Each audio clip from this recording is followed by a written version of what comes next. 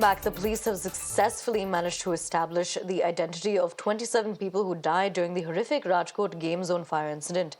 The disaster management and the police teams at the scene compiled a list of those who were missing. As bodies were recovered, they were promptly transported to the civil hospital for post-mortem examinations and DNA sampling. Now, there were misleading reports of some people having died or gone missing. The cops have managed to resolve it for now, and an FIR was filed under Section 211 against any individual who is falsely reported missing persons. As of now, the bodies of all of the missing people have been identified.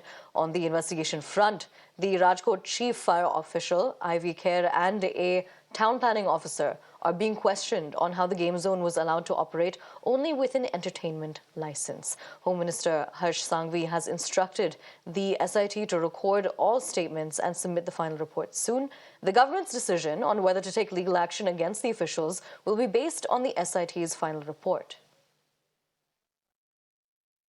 बिल्कुल सही कहा आपने। देखिए, देर आए दुरुस्त आए वाली हरकत कहीं ना कहीं गुजरात सरकार की तरफ से हुई है और यही बात गुजरात हाईकोर्ट ने भी कही थी। हाईकोर्ट ने सीधे तौर पर कहा था कि सरकार पर और मशीनरी पर उन्हें किसी भी प्रकार का कोई विश्वास नहीं रहा है, क्योंकि 4 साल में हाईकोर्ट के इतने जजमेंट आए, उसके बावजूद 4 साल में 6 घटनाएं ऐसी हो गई कि लोगों ने अपनी जान जो है किसी न किसी हादसे में गंवाई है। चाहे सूरत में तक्षशिला आग लगी तब 22 बच्चों की मौत हो, या फिर मोरबी हादसे में 150 से ज़्यादा की मौत हो, या फिर कुछ महीने पहले कुछ साल पहले बड़ौदा में हिरण हादसा जो हुआ था 1 साल पहले, ठीक, उसमें करीब 14 लोगों की मौत हो और अब 27 लोगों की मौत।